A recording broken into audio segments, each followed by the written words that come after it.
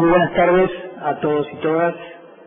Es un honor para mí, como relator especial para la libertad de expresión en la Comisión Interamericana de Derechos Humanos, poder moderar este panel que tiene como principal función en la tarde de hoy comentar, debatir sobre los importantes puntos que trajo a cuento el presidente de la Sociedad Interamericana de Prensa, Alejo Miró Quesada.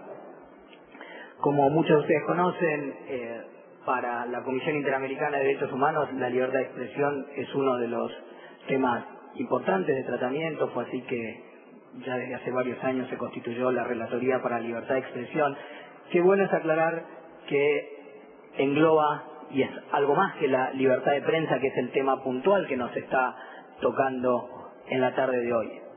Sin embargo, a nadie le escapa la importancia que tiene la prensa en la consolidación de la democracia, en las democracias, y de esto es lo que un poco ha hablado el presidente de la Sociedad Interamericana de Prensa hoy, y que este distinguido panel va a debatir, comentar o eventualmente ampliar, por supuesto con los comentarios y preguntas de todos ustedes. Nos acompañan esta tarde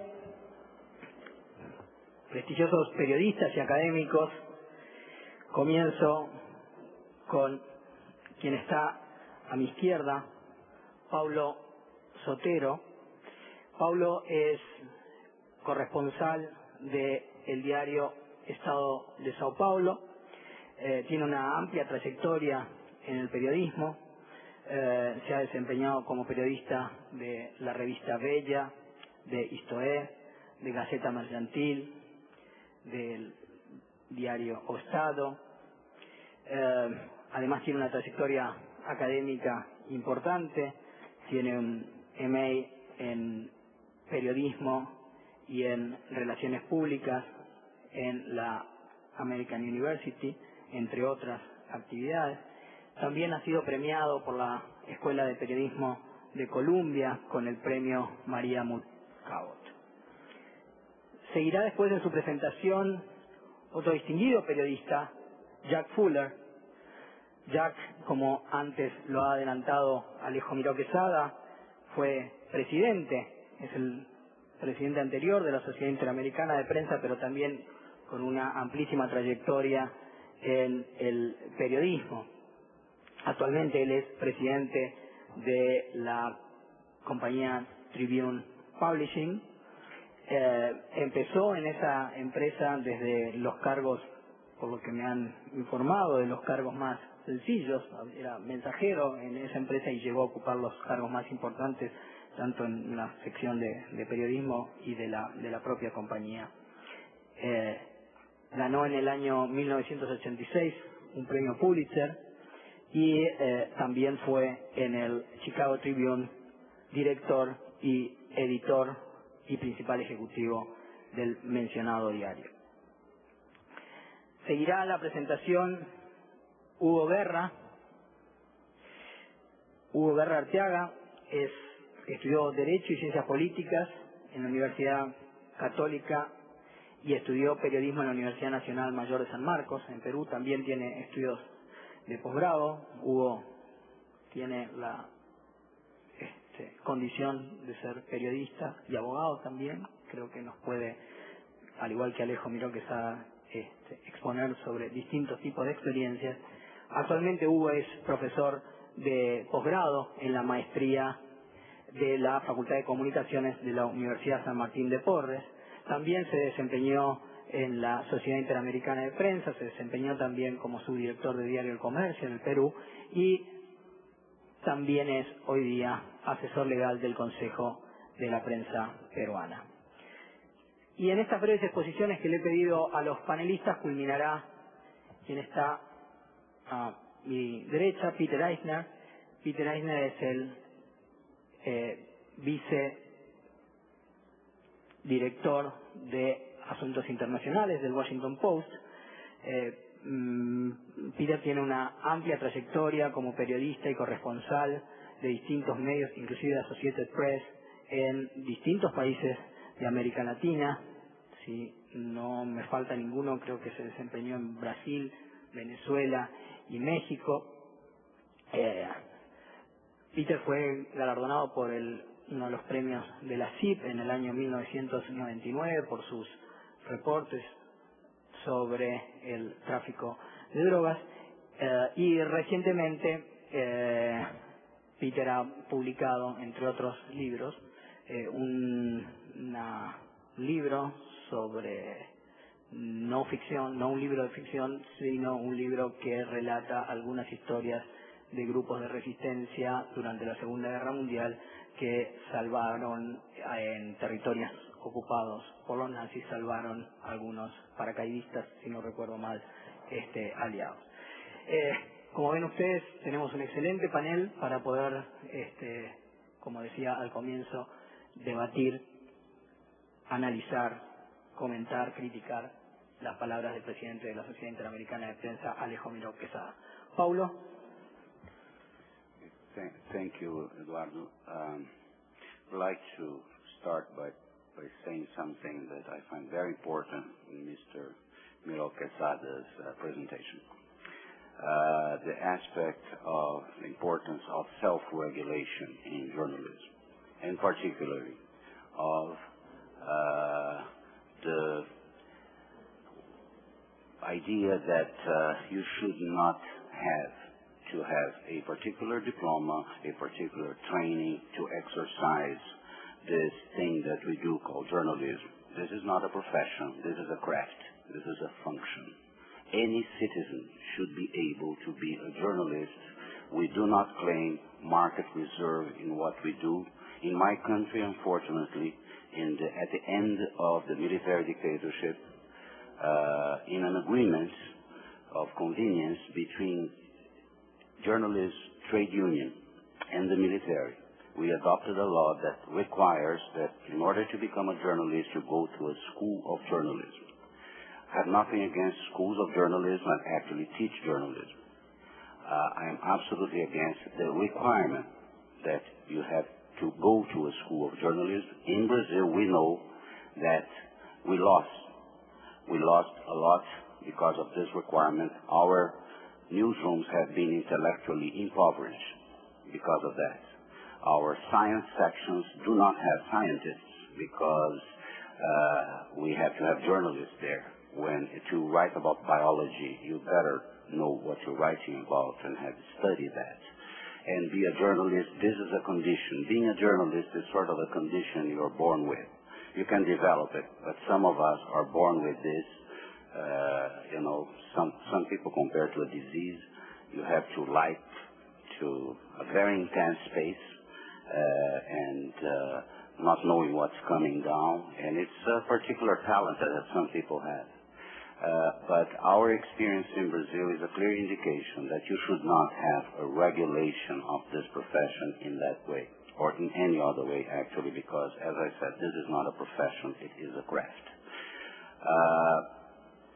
Secondly, I always find very interesting when I hear all the advice and big words about what journalism, the functions of journalism, in educating, in orienting, in all of that. I find this all presumptions. I have been a journalist for 37 years. I don't orient a thing. I do not educate a single person on earth. I inform. That's my only duty. That's my only responsibility. I obviously operate from the assumption that I have to live in a democratic society. I think journalism doesn't work without that. In a free society, actually in Brazil, we have a very proud tradition of journalists fighting against a brutal military dictatorship and helping to overthrow, to end that regime. We have martyrs in journalism in Brazil, particularly one, Vladimir Herzog, who was tortured to death in 1975 in São Paulo, and whose death, actually, the news of his death precipitated the pressure that led the military to start going back to the barracks in a long process. We have that tradition. We are aggressive. We have a decently developed press, well-developed press, particularly in São Paulo and Rio, not in the interior of the country. In the interior of the country, journalists in Brazil are still subject to threats. From time to time, I have to go here to the memorial at the Freedom Forum in Washington, where we have a memorial for journalists that die in the line of duty. And in the past 3 years, there has been 10 Brazilian journalists whose name has been inducted there because they were killed in the process because they were journalists. Now, all the theories about what is the duty of the press, what we should do, what we shouldn't do, all the ethical aspects in Brazil have been very simplified, particularly now, this very moment that we live, for reasons that have nothing to do with anything that the reporter did. It's not it is not a result of any investigative journalism on the part of any of us. We are facing in Brazil a major corruption scandal. As citizens, and I am aware that I am a citizen first, I am worried about the allegations. I have great respect for my president. Not only because he was freely and duly elected by the people of Brazil, but because President Lula represents change in Brazil. But the fact is that the press in Brazil faces now the unpleasant task of investigating. It's not the primary investigators. We have the institutions of the government in Congress, in the executive, the federal police, the prosecutor that are investigating all the allegations, but the press will supplement those investigations. It is important that we clarify things and that the consequences, the story be revealed. Sometimes people ask me, but isn't that difficult? Isn't that embarrassing for your country? I said, not at all. I don't know a single country on earth that is above that kind of thing, and that doesn't face those kinds of allegations. I personally, as a citizen, believe that we can face this. We can produce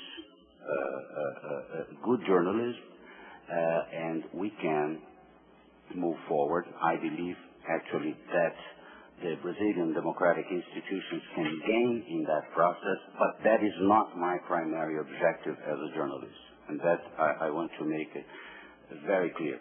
My primary objective as a journalist is to the best of my ability to inform people. There are other institutions in society that are responsible to have the responsibility to educate, to orient, and to do all of that. Finally, one thing that is very important, and journalists in Brazil face the current task for which we are prepared. We have faced this kind of thing before. We had to impeach a president in Brazil some years back, and it was a painful experience. But we face this with a clear notion of who we are dealing with. Unfortunately, at the very beginning of the current government in Brazil, there was an effort, there was a proposal to create in Brazil something called a Federal Committee for Journalism to orient and discipline the press. It took us one afternoon. It took the press one afternoon to kill the idea. There will be no federal advisory committee of anything in Brazil related to journalism as far as the professional journalists in Brazil are concerned, because we will not allow that to happen. Muchas gracias, Pablo.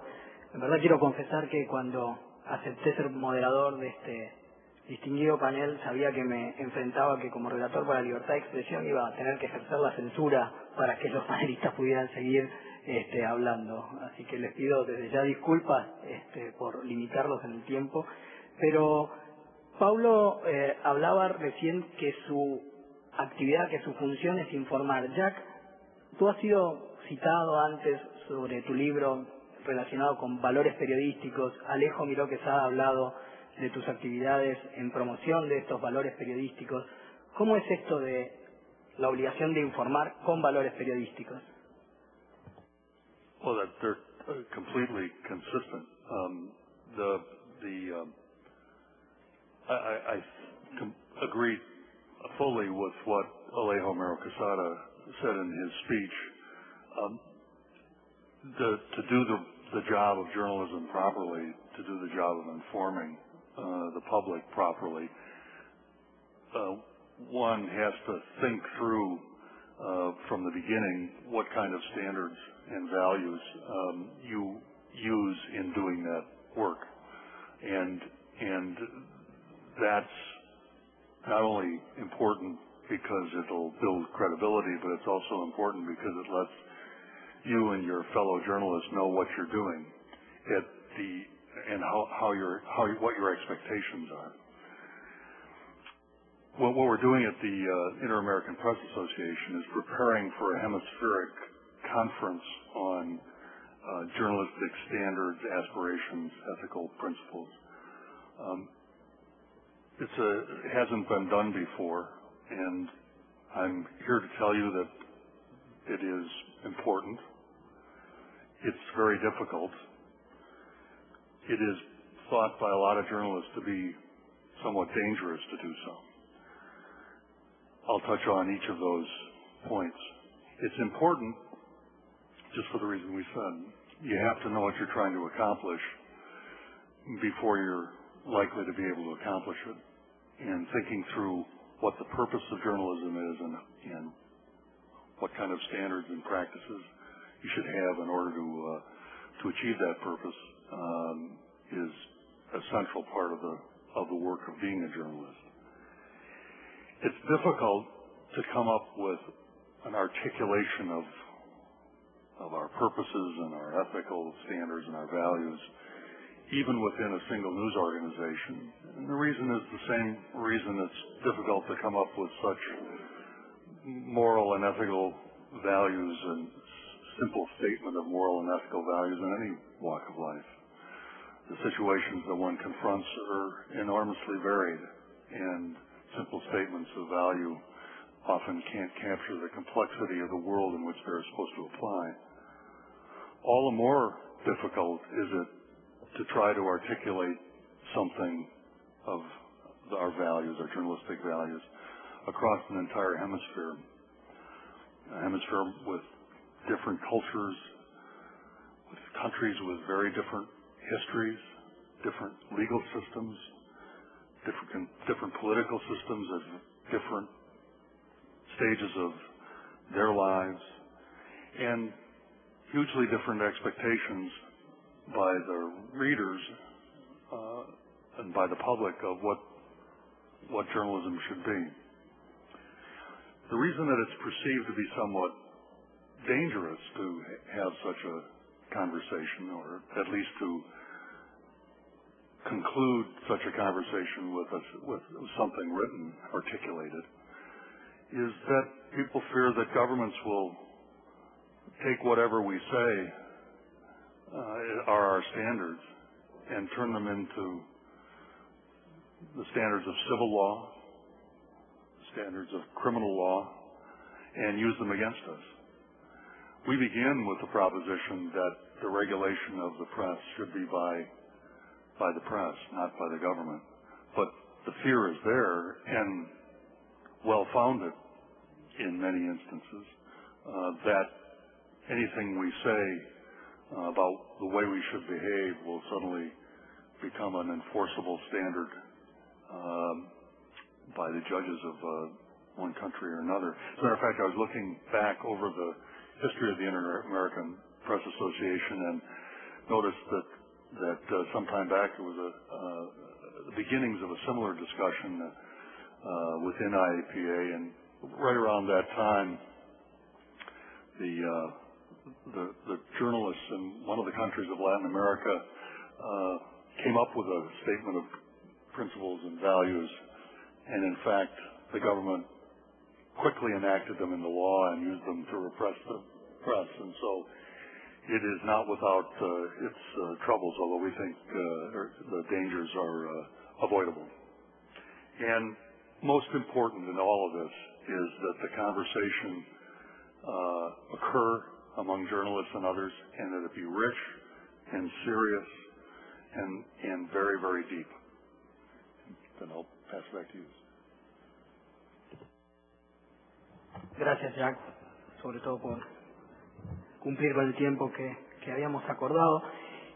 Y me parece importante ahora escuchar, o que escuchemos todos la experiencia, o qué piensa Hugo Guerra, que además de, como decía yo, haber trabajado como periodista, actualmente es profesor en un posgrado en una facultad de comunicaciones. Hugo, el marco de la convocatoria es el periodismo y gobernabilidad democrática. ¿Cómo estos valores de los que habla Jack, importancia del periodismo en su deber de informar, la importancia de transmitirlo a los que ya no son periodistas todavía, sino que están estudiando periodismo, sin perjuicio de que, por supuesto, comparto las manifestaciones que decía Paulo sobre la obligatoriedad de tener una licencia como para ejercer el periodismo, obligatoriedad que ya fue negada en nuestro sistema interamericano por la Corte. Pero Hugo, ¿cómo se puede trabajar desde antes de las salas de redacción? Gracias. En realidad voy a ir a ese punto, pero había estructurado los comentarios a la ponencia del señor Miro Quesada y he ido recogiendo los aportes de los otros miembros del panel y lo he estructurado en dos partes.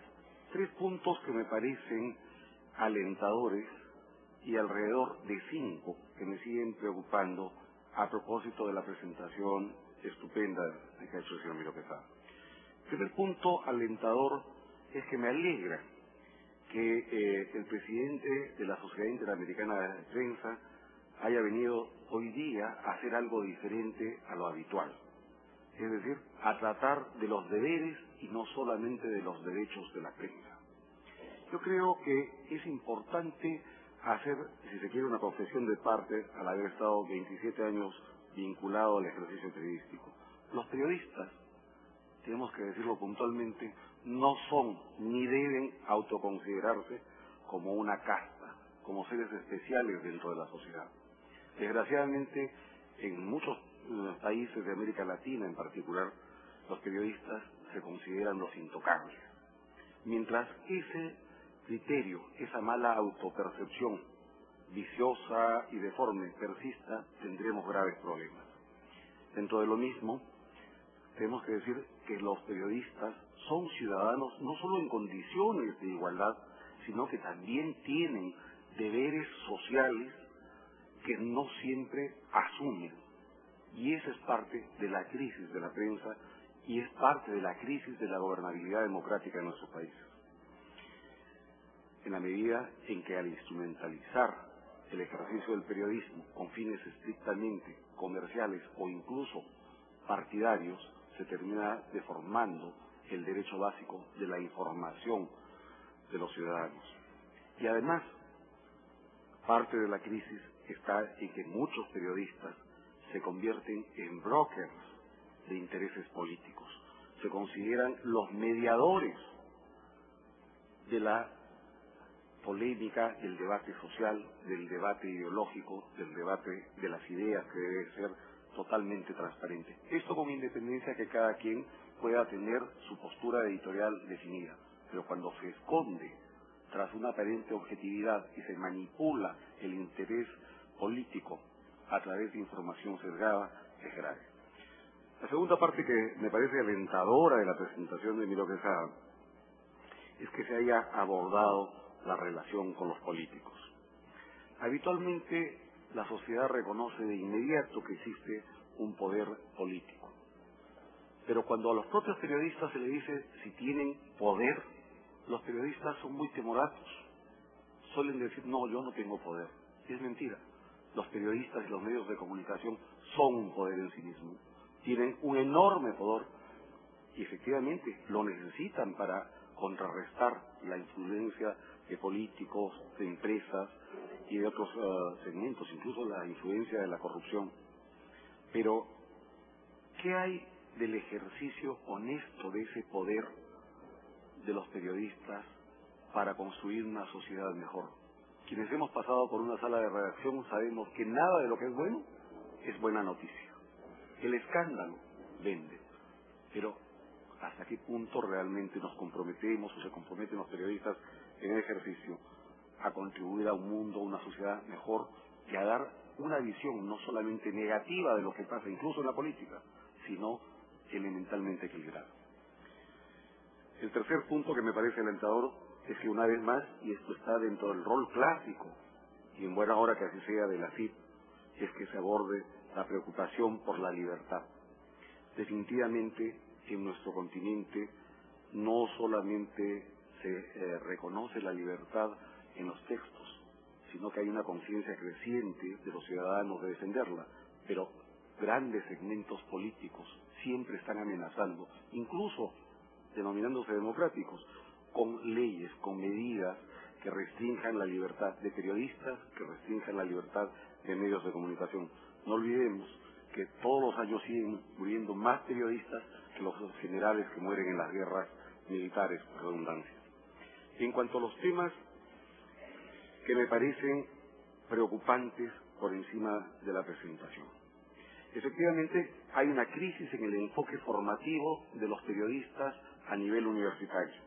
Estoy totalmente de acuerdo con que no sea exigible un título para el ejercicio de la prensa. Me ha parecido muy simpática la descripción del señor Sotero cuando habla, por ejemplo, de los científicos. Pero, y además, como ya ha sido dicho, en la Corte Interamericana ya hubo una resolución que no permite la exigencia de un título para el ejercicio. Sin embargo, ya que es una tendencia general en nuestro continente, desde Canadá y Estados Unidos hasta Chile, de que existan facultades de ciencias de la comunicación, quiero compartir con ustedes la preocupación que hemos debatido también dentro de la Universidad de San Martín de Porres respecto a que la formación que ahora se da en promedio es no solamente pobre, es deplorable. La mayor parte de escuelas de ciencias de la comunicación en universidades arrojan al final de 5 años a un grupo más de técnicos y operadores de equipos que de científicos de la comunicación o de verdaderos profesionales. Se preocupan más en la formación de las formas que del contenido de la formación profesional de los futuros comunicadores. Los cursos de humanidades, por ejemplo, casi no existen. Los cursos de economía, derecho, para darle al periodista que va a informar sobre la realidad, casi no existen.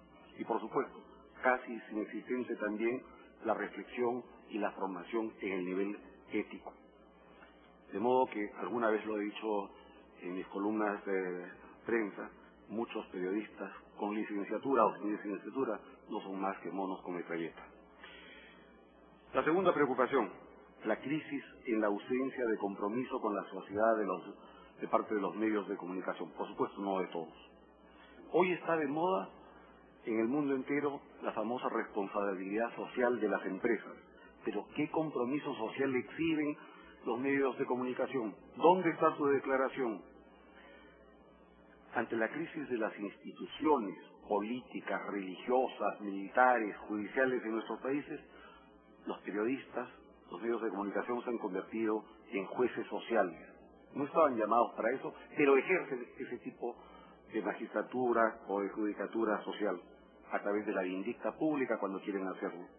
A cualquier magistrado, sin embargo, en una carrera judicial se le exige compromiso, transparencia, un juramento y su exhibición de principios. ¿Qué se le exige a un periodista? ¿Qué se le exige a un medio de comunicación para meterse nada menos que en nuestra vida cotidiana, debajo de la puerta o al simple toque de un botón en un televisor o una radio? Cuando hice la maestría en comunicaciones en Alemania, me llamó mucho la atención. Todos los medios tienen un estatuto libremente asumido, no por imposición estatal, un estatuto de redacción que permite que los periodistas sepan hacia dónde va el medio y también que permiten que el público lo sepa. Y por último, quiero decir que me sigue preocupando la crisis de los políticos. Porque si la prensa hoy está distorsionada es porque también la así llamada clase política es cómplice del sensacionalismo, del escándalo cotidiano y es cómplice de socavar las bases de la democracia. Gracias. Gracias, Hugo. Para terminar, Peter Eisner. Peter, alguna de las cuestiones que señalaba Hugo es que en algunos sitios los periodistas se consideran intocables.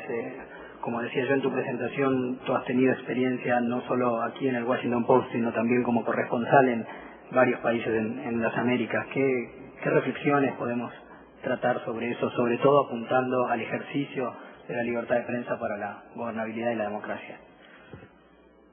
I think I can answer that pretty well in the course of some comments that I've written down, which directly deals with the question of being touchable and being liable for damage of various types, physical and otherwise. And I wanted to discuss this in terms of having been a correspondent traveling in Latin America, where I was often humbled by the bravery of local reporters and editors in those countries who stayed at their desks despite threats, sometimes physical threats, often physical threats. And sometimes I saw people who swept away the debris after a bomb attack and wrote their next story. When that happened, I wished I could bring my colleagues from the United States along with me to witness the courage of journalism being practiced in situations of danger. But we now witness that courage around the world must be practiced frequently, no matter where we go. When the threats are more subtle than imminent death, the demands are still strong. We journalists must stand up to pressures toward self-censorship and reject them, to pressures from outrageous but very expensive lawsuits. We must continue our work in the face of political campaigns that attack the message and the messenger as they attempt to manipulate reality. Courage and responsibility are also required when the threats are subtle. The news media have a specific calling. Some enlightened leaders in this country more than 200 years ago recognized the basic truth. The people need a representative that can monitor the decisions made by their leaders, even if they are elected in a democracy. Reporters are expected to answer to the citizenry, to answer this question for them. Is the government acting in the public interest? And that's a basic responsibility that we have. When reporters are censored, thrown in jail, or even killed, the system breaks down. Jacobo Timmerman of Argentina more than 20 years ago challenged and criticized the military government by denouncing anti-Semitism and was thrown in jail. The military leaders of Argentina feared the truth. Guillermo Cano at El Espectador in Colombia was killed by drug dealers 20 years ago. The drug dealers feared Cano and his newspaper because he could not be bought. The truth is dangerous. Political leaders, whether autocrats or Democrats or Republicans, rarely enjoy the penetrating heat of unfettered news reporting. With modern technology, they found innovative new ways to sidetrack real information. They try to twist the news and employ something that has become known as spin in this country, spinning the news. Sometimes it's also called lying. Governments may use nationalism, inspire patriotism, or may sway the public against the free news media. But journalism worth its name will stand up to the powerful no matter what the consequences. Our responsibility is to be nonpartisan and fair. In the words of a journalist mentor of mine, our job is to tell the truth and then duck. According to the Committee to Protect Journalists, 56 journalists were killed in 2004 around the world. At least 23 more have been killed this year. These were not deaths because of mistakes or because of ideology. Reporters are being killed because they're doing their jobs, of telling the world what they see, of sometimes not being able to duck. Our work recognizes the inevitability that we'll make mistakes. The average major newspaper in the United States publishes about 100,000 words a day, the size of a mid-sized book. We do make mistakes, and we must correct them as soon as we find out about them. And if we make a mistake of omission, we have to go back and cover the whole story. Our job changes every day. When we report from a war front, our job is not to represent any democracy or any government. Our job is to present a vision of reality as it is on behalf of the people. So I agree with what Paolo says. We should always be tough. My generation of reporters and editors was inspired by two young reporters in the 1970s in this country who dared to report on the crimes of a president and his men. They used unnamed sources. They received the remarkable support of their publisher and their editors, and they worked doggedly on their story.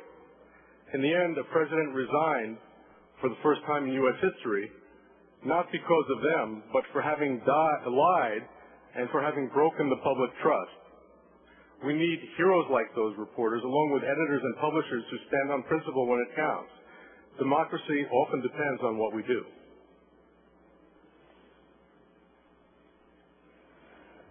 Muchísimas gracias, Peter. Creo que esas presentaciones que siguieron a la presentación del presidente de la Sociedad Interamericana de Prensa deben haber inspirado algunas preguntas o comentarios, así que voy a abrir la posibilidad tanto a los señores representantes que están aquí de los gobiernos ante la Organización de Estados Americanos como también al público que está presente. Lo que propongo es hacer una serie de dado que son varios los panelistas, hacer 3 preguntas y después que los panelistas contesten y seguimos haciendo. Sí, por favor, el señor representante, no leo el país. De Panamá, perdón. Gracias, señor Bertoni. Igualmente, quisiéramos expresar nuestro agradecimiento a los panelistas por los interesantes planteamientos que nos han hecho en torno a este tema de no solamente la libertad de expresión, sino sobre el tema del periodismo. Nosotros hemos tenido la oportunidad de tener algunas experiencias sobre esta materia y quisiéramos tener la oportunidad de compartirlas con ustedes. En primer lugar, en lo que se habló aquí sobre la función del periodismo, en el cual se plantea que es más bien como especie una actividad, una función, y no se considera exactamente una profesión. Eso es un planteamiento que lo consideramos una posición personal. Nosotros, nuestra experiencia nos indica que hay periodismo que se encuentran en las 2 esferas, en el sentido de que hay periodismo que se considera una actividad por cuanto que son personas que no viven del periodismo, pero que practican la actividad de informar, y hay otros que viven de eso y por eso quizás lo consideran una profesión, y en algunos países inclusive se agremian las personas que viven de esta actividad y tratan inclusive de establecer normas para evitar que otras personas que no tienen esto como una actividad participen. En mi país tuve yo la oportunidad en el año 77 de notar que la población estaba siendo informada evidentemente por los periodistas, pero que no estaba este periodismo contribuyendo a la formación de la población y se necesitaba utilizar los medios para ir formando a las personas, de tal manera que las licencias estaban establecidas exclusivamente para los que iban a la universidad a estudiar periodismo. Pero cuando yo tuve la oportunidad de hacer una explicación de la necesidad que existía, que la población fuera formándose una idea de cómo funcionaba la economía, que tenía una gran injerencia en la vida de ellos, ellos comprendieron que enseñarle economía a la gente a través de los medios era una actividad positiva que contribuía al mejoramiento de la población, y se me dio a mí una licencia. Por primera vez se le dio a una persona que no era periodista, que había ido a la universidad, se le daba la oportunidad de que escribiera sobre asuntos económicos, y así empezó por primera vez en Panamá a escribirse una página de economía y finanzas que la escribía yo todos los días. Ese es un ejemplo en donde vemos pues que el periodismo se sale de ser exclusivamente una profesión para convertirse en una actividad, porque en realidad yo lo hacía por el interés que tenía yo de que la gente conociera economía, pero no era asalariado. Y eso se lo presento nada más como un ejemplo, y así hay en otras disciplinas. Se comenzó a permitir que médicos escribieran sobre medicina y distintos profesionales escribieran sobre esta materia, porque el planteamiento que yo había hecho en ese momento es que para informar o para hablar de un tema o para expresarse en un tema, lo primero que tenía que haber era el conocimiento del tema, y los periodistas no sabían nada de medicina, nada de ciencia, ni nada de economía. Entonces salió del esquema tradicional del periodista que escribía de todo y prácticamente de muchas de esas cosas no sabía mucho. Este es un ejemplo que le quiero expresar a ustedes en este momento sobre el tema ese. Pero también quiero aprovechar unos segunditos para hablarle sobre lo que se plantea como actividad exclusiva del periodista, que es informar. ¿Cuándo la actividad periodística es información y cuándo es enseñanza? Porque hay enseñanza también, ¿verdad? Y así encontramos que en mi país le llamamos la educación formal a la que brinda el Estado a través de las instituciones educativas, y la educación informal, que es la que brinda el que escribe o el que explica algo en un medio. Entonces tenemos dos tipos de periodismo. El periodismo que pudiéramos decir narrativo y el explicativo.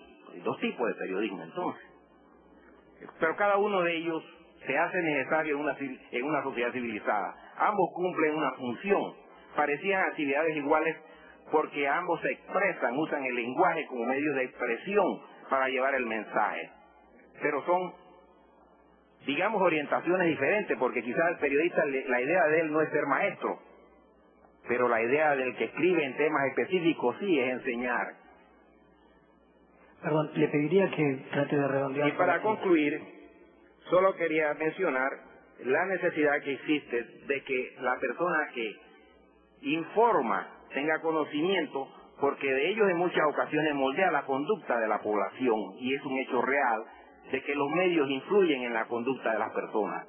Pero por otro lado también queríamos decir, solamente para terminar, que en el aspecto de la necesidad o digamos la exclusividad que tiene el periodista que va a la universidad, de que sea él exclusivamente el que tenga la oportunidad de dirigirse a la población, podríamos mencionar que no necesariamente el que va a la universidad es el mejor periodista, porque se ha comprobado que las universidades no dan talento, dan conocimientos básicos nada más.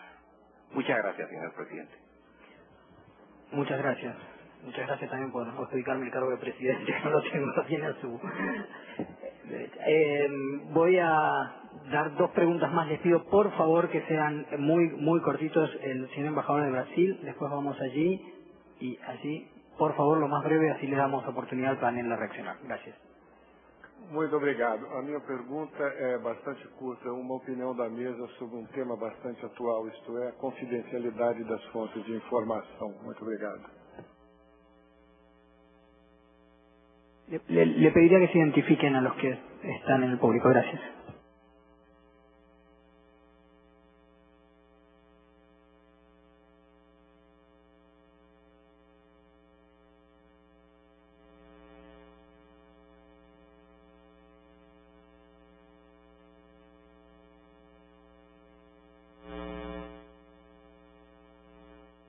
Últimamente que los medios de comunicación social han retomado el rol o han ocupado los espacios que la institucionalidad democrática ha dejado en América Latina o ha abandonado en América Latina. Yo quisiera oír algunos comentarios hasta cuánto eso es saludable y hasta qué punto, cuál sería el límite sin comprometer la ética y los valores periodísticos. Gracias.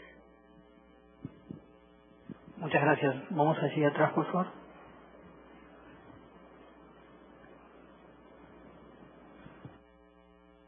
Thank you very much, Mr. Martoni. My name is Federico Cuara, and I'm from Nicaragua. And my question is to respect what Mr. Ayers and Mr. Sotero said. And first of all, just thank you very much for sharing the experiences with you. But I'm standing on principle and on freedom of information. how do you feel about standing on a panel that's supported by the People's Republic of China? Does that sort of, does it serve its purpose, or do you feel that it's justified with the purpose of today's lecture series? Muchas gracias, y voy a darle finalmente la palabra al embajador Antoine de Grenada. Thank you very much. Just to make one question and one point. The status or the state of the media, modern media today, is such a state of confusion from my perspective that you would see one truth and you may see it in all the different mainstream media with a different color, a different flavor. The question is, how does the media itself deal with the fact that the truth is the truth and not so many different shades of meaning of the truth? So we, as consumers of the marketing of this information, you don't know what to believe. So how could you have this right to inform, but you cannot be sure which one of the versions that you're seeing is the truth? It's confusion. So could you comment on that? Thank you. Bueno, muchísimas gracias. Le voy a dar la palabra a los panelistas en el mismo orden en el que expusieron para que reaccionen a algunos de los comentarios o preguntas que se hicieron. Paulo. Bien, I would like to start by saying I noticed that the panel is co-sponsored by the government of China. I have no problems with that.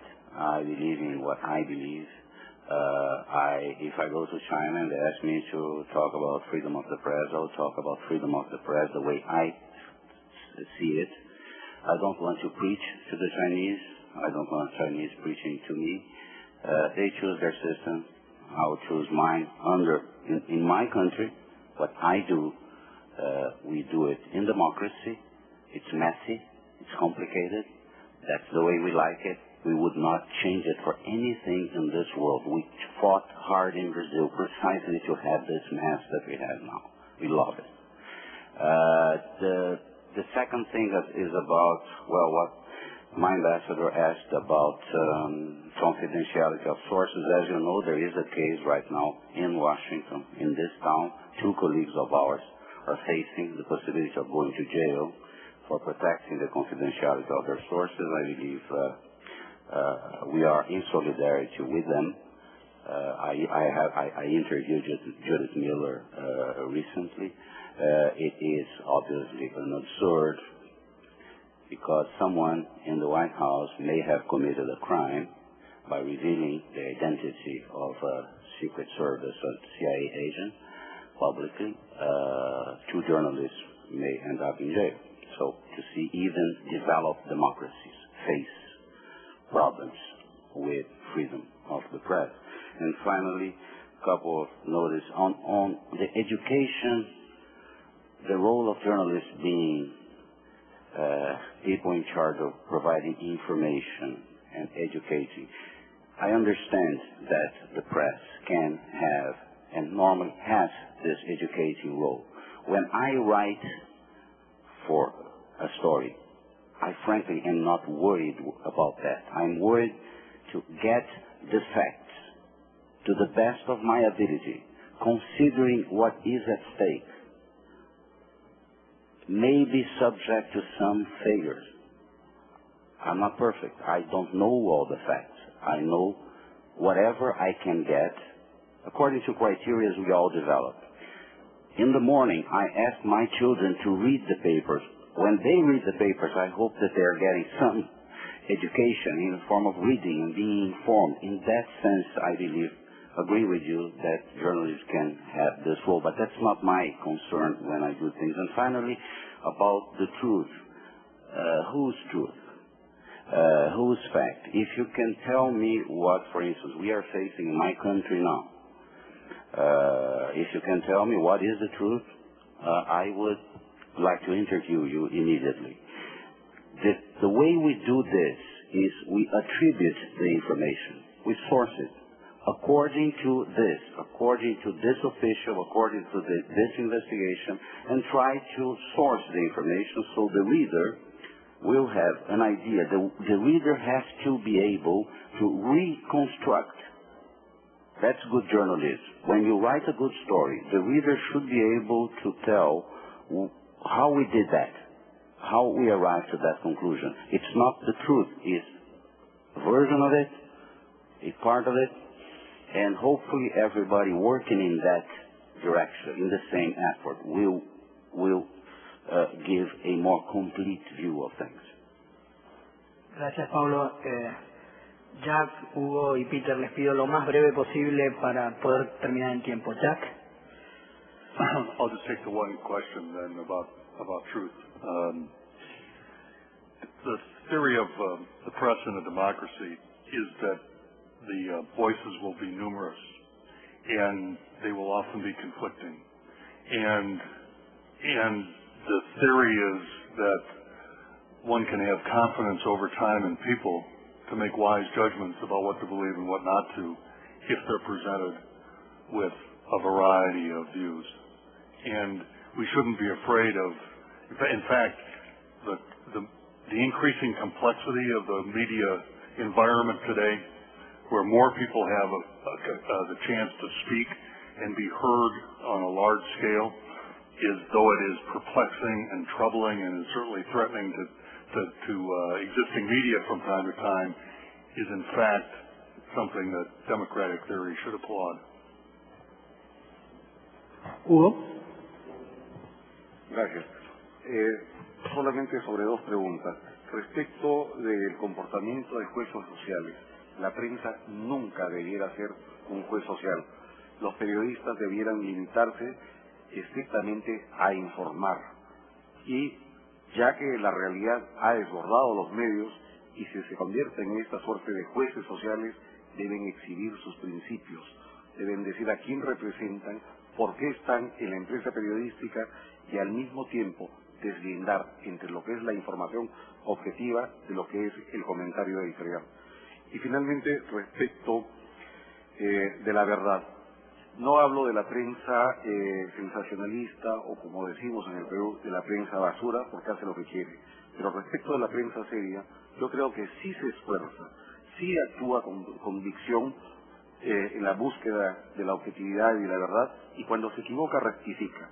En cambio, es común que en nuestros países los gobiernos participen de una cultura del secretismo, que manipulen la información, que fijen agenda pública según su interés. Y en todo caso, hacer periodismo en búsqueda de la verdad es hacer el borrador de la historia. Peter, por favor.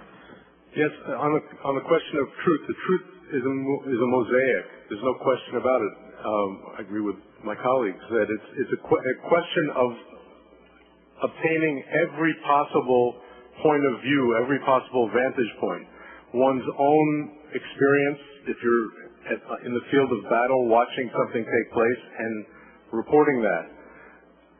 Interviewing as many people as you can interview and identifying as many of them as you can interview. Sometimes interviewing people within the government who provide information that could not otherwise, and identifying them as best as you can, but possibly not naming them. And in the end, putting together many different versions, which more or less like moving toward infinity, it becomes moving toward an imperfect truth.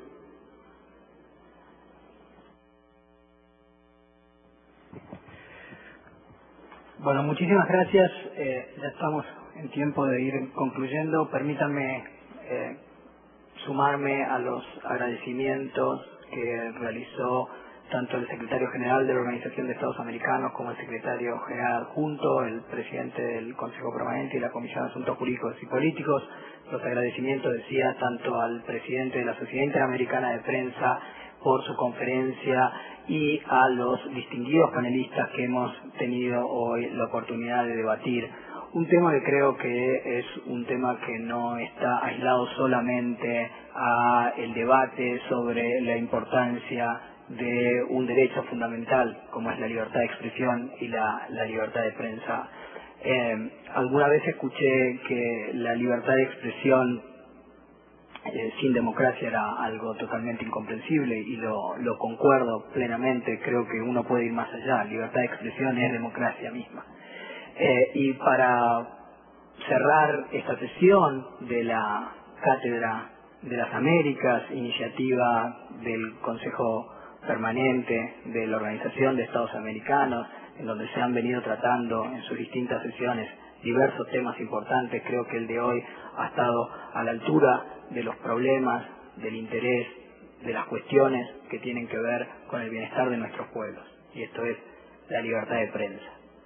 Y para culminar ya, permítanme decirles, parafraseando a nuestra Corte Interamericana de Derechos Humanos, que una sociedad que no está plenamente informada no es una sociedad plenamente libre.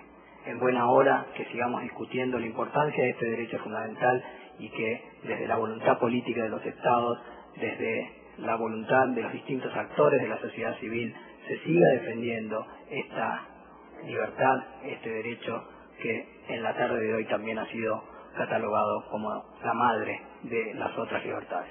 Muchas gracias a todos y todas por haber asistido a esta nueva sesión de la Cátedra de las Américas, y creo que con esto podemos dar por terminado a este panel de la tarde. Muchas gracias.